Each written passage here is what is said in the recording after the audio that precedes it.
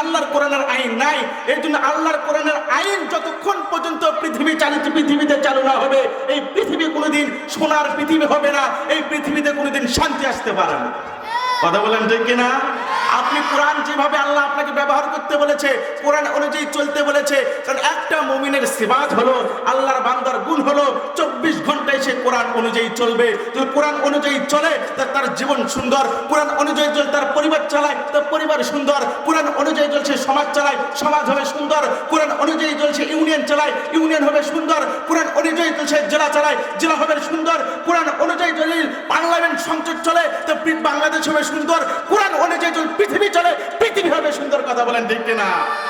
আর আল্লাহ পাক রব্বুল আলামিন ডাক দিয়ে বলেন, ফেরেশতারা দল, তোমরা জমিনের ভেতরে আমার বান্দাকে কোন অবস্থায় রেখে এসেছো?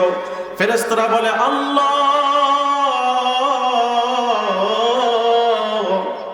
বাদেখালীর ময়দানে আপনার বান্দাদেরকে আমরা দেখতে পেয়েছি, এমন অবস্থায় রেখে এসেছি তারা আপনার জিকিরে মশগুল, আপনার তারিফে মশগুল। আল্লাহ পাক রব্বুল আলামিন বলেন, ফেরেশতারা আমার বান্দা কি আমাকে দেখেছে? না আল্লাহ, না, আপনার বান্দা আপনাকে কখনো দেখে নাই। আল্লাহ পাক রব্বুল আলামিন বলেন, আমার বান্দা যদি আমাকে দেখতো তো কেমন হতো? ফেরেশতারা বলে, আল্লাহ আপনার বান্দারা যদি আপনাকে দেখতো তারা পাগল হয়ে আপনার তারিফ প্রশংসা আরো বেশি বেশি করত।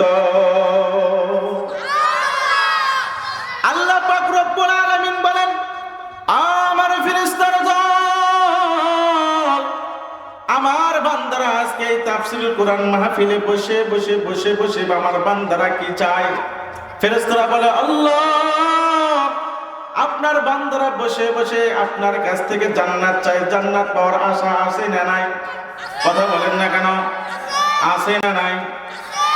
আল্লাহ পাক রব্বুল আলামিন বলেন, ফেরেশতারা দল, আমার বান্দা যারা জান্নাত চায়, আমার বানানো জান্নাতকে আমার বান্দারা দেখেছে। ফেরেশতারা বলে, আল্লাহ আপনার বান্দা তারা জান্নাত দেখে নাই। আল্লাহ পাক বলেন, যদি দেখতো তো কেমন হতো? ফেরেশতারা বলেন, আল্লাহ তারা যদি জান্নাত দেখতো, জান্নাত পাওয়ার জন্য যত ইবাদত করা দরকার, যত কাজ করা দরকার তারা করতো। বলেন কথা ঠিক কিনা? আল্লাহ পাক রব্বুল আলামিন বলেন, ফেরেশতা আমার বান্দা ওখান থেকে কিসের থেকে পানা চায়? ফেরেশতারা বলে, আল্লাহ আপনার বান্দারা দারুল উলুম রাহমানিয়া নুরানি হাফিজিয়া কওমিয়া মাদ্রাসার উদ্যোগে যে আয়োজিত আজকে মাহফিল হইতেছে, আল্লাহ গো আপনার বান্দারা এখানে বসেছে, আল্লাহ তারা জীবনে অনেক গুনাহ করেছে, অন্যায় করেছে। ও মাওলা, তারা নিজের গুনার দিকে অনুতপ্ত হয়ে তওবা করে আপনার জাহান্নাম থেকে মুক্ত হতে চায়, তারা জাহান্নামে যেতে চায় না। আল্লাহ পাক বলেন, ফেরেশতারা আমার বান্দাকে আমার বানানো জাহান্নাম দেখেছে। ফেরেশতারা বলবে, আল্লাহ আপনার বান্দারা আপনার বানানো জাহান্নাম দেখে নাই। বলে, যদি দেখতো কেমন হতো? বলে, আল্লাহ তারা যদি জাহান্নাম দেখতো, জাহান্নাম থেকে বাঁচার জন্য যত আমল করা দরকার, জাহান্নাম থেকে বাঁচার জন্য যা ছাড়া দরকার আপনার বান্দারা তাই করতো। আল্লাহ পাক রব্বুল আলামিন বলেন, ফেরেশতারা দল তোমরা সাক্ষী রাখো, আমি সমস্ত বান্দারা যারা উপস্থিত হয়েছে আমি সমস্ত বান্দাদেরকে মাফ করে দিলাম। ও মুসলমান ইমানদার গভীর মনোযোগ, আল্লাহ পাক যখন মাফ করার ঘোষণা দিয়ে দিলেন, এইবার ফেরেশতারা বলেন, আল্লাহ আজকে এই তাফসীরুল কোরআন মাহফিলে যারা উপস্থিত হয়েছে আপনি সকলকে মাফ করে দিয়ে দিলেন, কিন্তু এখানে এক শ্রেণীর ব্যক্তি আছে যারা মাহফিল শোনার জন্য আসে নাই, যারা আমলের নিয়তে আসে নাই, যারা জান্নাত পাওয়ার জন্য আসে নাই, যারা জাহান্নাম থেকে বাঁচার জন্য আসে নাই। আল্লাহ যারা গুনাহ মাফ করার জন্য আসে নাই, আল্লাহ কেউ তো দেখার জন্য আসছে, কেউ দাঁড়িয়ে থাকার জন্য আসছে। ও আল্লাহ আপনি তো তাদেরকেও মাফ করে দিয়ে দিলেন। আল্লাহ পাক রব্বুল আলামিন বলেন, ফেরেশতার দল, আর এমন একটি মজমার দল, এমন আশিকের দল যারা আমাকে পাওয়ার জন্য, যারা জান্নাত পাওয়ার জন্য, জাহান্নাম থেকে মুক্তর জন্য যারা বসে যায়, এদের সঙ্গে যারা মিশে যায়, আমি আল্লাহ তাদেরকেও মাফ করে দেই। আল্লাহ তাআলার কোরআন। ঠিক আছে তো কথা কি না? আপনার আমার কথা বলে এটা জান্নাতের বাগান, আল্লাহর কোরআনের আলোচনা হবে বিদায় এটা জান্নাতের বাগান। এখন কথা হতে পারে আল কোরআন কি জিনিস, আল কোরআন কি জিনিস, কেন একটা কোরআন পড়লে এটা জান্নাতের বাগান হয়? সম্মানিত হাজিরিন, আমাদেরকে বুঝতে হবে আল্লাহ পাক রব্বুল আলামিন দুনিয়াতে যত নবী রাসূল প্রেরণ করেছেন সমস্ত নবী রাসূলকে আল্লাহ তাআলা কিতাব দিয়েছেন, কিন্তু সেই কিতাবে বলা হয়েছে কিতাবুল্লাহ, কিন্তু বলা হয় নাই কালামুল্লাহ। কথা বুঝতেছেন আমার? কিতাবুল্লাহ আল্লাহ তাআলা বলেছেন, যদিও কিতাবের ভেতর পাওয়া যায় মুসা পয়গম্বরকে যে তাওরাত দিয়েছিলেন এটা আল্লাহ তাআলার কুদরতে হাত দ্বারা লিখেছেন, কিন্তু লেখার পরও আল্লাহ বলে নাই যে এটা আমার কালামুল্লাহ, আল্লাহ বলেছেন এটা আমার কিতাবুল্লাহ, মানে আমার লিখিত কিতাব। বলি সুবহানাল্লাহ। আল্লাহ পাক রব্বুল আলামিনের সমকক্ষ যেরকম কেউ নাই, আল্লাহ পাক বলেন পৃথিবীর বান্দারা শোনো, আমি আল্লাহর মতন সমকক্ষ যেরকম কেউ নাই, আমি আল্লাহর পরে একটা ব্যক্তিকে পাঠাইলাম যার নাম হবে মুহাম্মদ। এই মুহাম্মদের মতন কোন ব্যক্তি, কোন নবী রাসূল আমি আল্লাহ তাআলা পাঠাই না।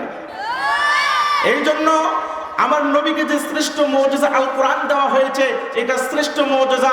আমার নবী যেরকম দামি, আমার নবীকে আল্লাহ তাআলা যে মুজিজা আল কোরআন দিয়েছেন এটা হলো সবচেয়ে বেশি দামি। বলি সুবহান। কবি বলেন আফজলে জুমলা কুতুব কুরআনে মাস কালামে রোশন পাকে খোদা। যত নবী রাসূলকে আল্লাহ তাআলা কিতাব দিয়েছেন সর্বশ্রেষ্ঠ উত্তম হলো আল কোরআন। কেন? আমার আল্লাহর পরেই যার স্থান তার নাম হলো মুহাম্মদ রাসূলুল্লাহ। আল্লাহ পাক বলেন বন্ধু আপনাকে যে আমি কোরআনটা দিয়ে দিলাম, এই কোরআনটা যে আমি আপনাকে দিয়ে দিলাম এইটা শুধু আমার কিতাবুল্লাহ নয়। বলে কি? বলে আল্লাহ বলেন এটা আমার কালামুল্লাহ। কালাম মানে কথা, কালাম মানে কি ভাই বলেন? যেরকম কালামুল নাস মানে মানুষের কথা, কালামুল জিন্না মানে জিনদের কথা, কালামুল মালাইকা মানে ফেরেশতাদের কথা। আল্লাহ পাক বলেন কালামুল্লাহ মানে আমার কথা। বলি সুবহানাল্লাহ। আর কথা ভেতরের জিনিস, কেমন যেন আমার আল্লাহ যেরকম দামি, আল্লাহর মতন কেউ নাই। আল্লাহ পাক বলেন আমার কথাটাকে কোরআন বানায়া বন্ধু আমি আপনাকে হাদিয়ে দিয়েছি। বলেন সুবহানাল্লাহ। আর এই কোরআনটাই যেখানে আলোচনা করা হবে এই জায়গাটাই হবে জান্নাতের বাগান। বলি সুবহানাল্লাহ। এই ব্যাপারে বলা হয়েছে, শুধু তাই নয়, এই কোরআন যে শিখবে তার মর্যাদা আছে, যে হেফজ করবে তার মর্যাদা আছে, যে ব্যাখ্যা বিশ্লেষণ করবে তার মর্যাদা আছে। এই কোরআনের কারণে এই কোরআন যে সুন্দর করে তেলাওয়াত করে তাকে কারি উপাধি দেওয়া হয়।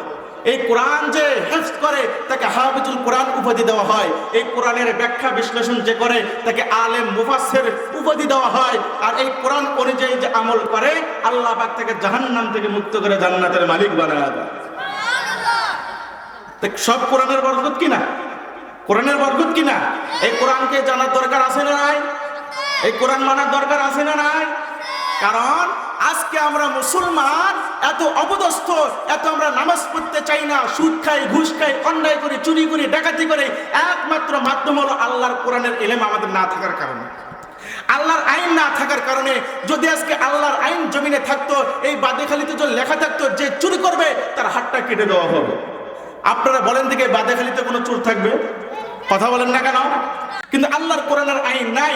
এই জন্য আল্লাহর কোরআনের আইন যতক্ষণ পর্যন্ত পৃথিবীতে চালু না হবে এই পৃথিবী কোনোদিন সোনার পৃথিবী হবে না, এই পৃথিবীতে কোনোদিন শান্তি আসতে পারে না। কথা বলেন ঠিক কিনা? আপনি কোরআন যেভাবে আল্লাহ আপনাকে ব্যবহার করতে বলেছে, কোরআন অনুযায়ী চলতে বলেছে, কারণ একটা মুমিনের সিফাত হলো, আল্লাহর বান্দার গুণ হলো 24 ঘন্টায় সে কোরআন অনুযায়ী চলবে। যদি কোরআন অনুযায়ী চলে তার জীবন সুন্দর, কোরআন অনুযায়ী চলে তার পরিবার চালায় তার পরিবার সুন্দর, কোরআন অনুযায়ী চলছে সমাজ চালায় সমাজ হবে সুন্দর, কোরআন অনুযায়ী চলছে ইউনিয়ন চালায় ইউনিয়ন হবে সুন্দর, কোরআন অনুযায়ী চলছে জেলা চালায় জেলা হবে সুন্দর, কোরআন অনুযায়ী চলে পার্লামেন্ট সংসদ চলে তো বাংলাদেশ হবে সুন্দর, কোরআন অনুযায়ী চলে পৃথিবী চলে পৃথিবী হবে সুন্দর। কথা বলেন ঠিক কিনা? আর কোরআন যদি মানা না হয় তা কোনটাই হবে না, শুধু ধোঁয়া বার হবে ধোঁয়া। কথা বলেন ঠিক কিনা? কিভাবে? ও মুসলমান, আমি একটু উদাহরণ দিয়ে সামনে এগিয়ে যাই। আপনি একটা, আমি গত জুম্মায় হয়তো বলেছিলাম বা এর আগের জুম্মায়, আপনি একটা মেশিন কিনেছেন। মেশিন চেনেন? মেশিন চেনেন? আপনি মেশিন কিনেছেন। এখন মেশিন যখন আপনি কিনে নিয়ে আসলেন, আনার পর দেখবেন এক ফাঁক দিয়ে তেল দিতে হয়, ঠিক কিনা? এক ফাঁক দিয়ে মোবাইল দিতে হয়, এক ফাঁক দিয়ে আপনাকে পানি দিতে হয়। এরপরে যদি আপনি স্টার্ট দেন তাহলে কিন্তু আপনার স্টার্টটা ধরবে, পানি উঠবে কি উঠবে না? কথা বলেন না কেন? উঠবে কি উঠবে না? এখন আপনি যদি মনে করেন না আমি আমার নিজের টাকা দিয়ে মেশিন কিনে নিয়েছি, ক্যাটালগ আমি মানি না, আমার মন অনুযায়ী মেশিন চালাবো বলে কি এক ফোঁড়ার ভেতর পানি, এক ফোঁড়ার ভেতর পানি, এক ফোঁড়ার ভেতর তেল, এক ফোঁড়ার ভেতর মোবাইল, এইবার দিয়ে যদি আপনি স্টার দেন পানি উঠবে? কথা কয় না। কি বের হবে? কথা কয় না, ধোঁয়া বের হবে। কিতাব আল্লাহ এখানে মুসলমান শোনো, যেদিন কোরআন মানবা, পরিপূর্ণ কোরআন মানবা, তোমার জীবন সুন্দর, সমস্ত কিছু হবে সুন্দর। যখন তুমি কোরআনকে মানবে না, কোরআনের আইন তোমার ভালো লাগবে না, তোমার প্রত্যেকটা কাজ সমাজ থেকে নিয়ে রাষ্ট্র পর্যন্ত যতই সুন্দর করতে চাও শুধু ধোঁয়া বের হবে, সমাজ সুন্দর হবে না, দেশ সুন্দর হবে না। কথা বলেন ঠিক কিনা? চুরু বন্ধ হবে না, ডাকাতিও বন্ধ হবে না। হ্যাঁ, কি কথা কি খারাপ বললাম নাকি? খারাপ বললাম না। কোরআন, কোরআন আমাদেরকে মানতে হবে, কোরআন ছাড়া আমাদের কোনো গতি। আল্লাহ রাসূল সাল্লাল্লাহু আলাইহি ওয়াসাল্লাম, যাই ওদিকে না যাই, মূল আলোচনায় চলে যাই, যেহেতু মাদ্রাসার মাহফিল। আল্লাহ রাসূল সাল্লাল্লাহু আলাইহি ওয়াসাল্লাম বললেন, খায়রুকুম মান তাআল্লামাল কুরআনা ওয়া আল্লাম। পৃথিবীর ভিতর, শোনো উম্মত, পৃথিবীর ভিতর দুই শ্রেণী উত্তম। কয় শ্রেণী বলেন? দুই শ্রেণীর ব্যক্তি উত্তম, যে কোরআন পড়ে এবং শিক্ষা দেয়। এখানে বলা হয়নি পুলিশ, এখানে বলা হয়নি জজ, এখানে বলা হয়নি বড় বড় ডাক্তার, এখানে বলা হয়নি বড় বড় শিল্পপতি, কোন কোটিপতিকে বলা হয় নাই। নবীজি বললেন, শোনো, পৃথিবীর ভিতর দুই শ্রেণীর ব্যক্তি উত্তম, যারা কোরআন পড়ে এবং কোরআন শিক্ষা দেয়, এই ব্যক্তি হলো উত্তম। বলি সুবহানাল্লাহ। আমার আয়াতকৃত তরজমা হলো, আল্লাহ পাক বলেন, হে বান্দারা, শুনতে কি মন চাই না? জমিনের ভিতর কারা আমাকে বেশি ভয় করে? আল্লাহ পাক নিজেই বলেন, ইন্নামা ইয়াখশাল্লাহা মিন ইবাদিহিল উলামা। জমিনের ভিতর যারা আলেম সম্প্রদায় আছে, তারাই আমাকে বেশি ভয় করে। বলি সুবহানাল্লাহ।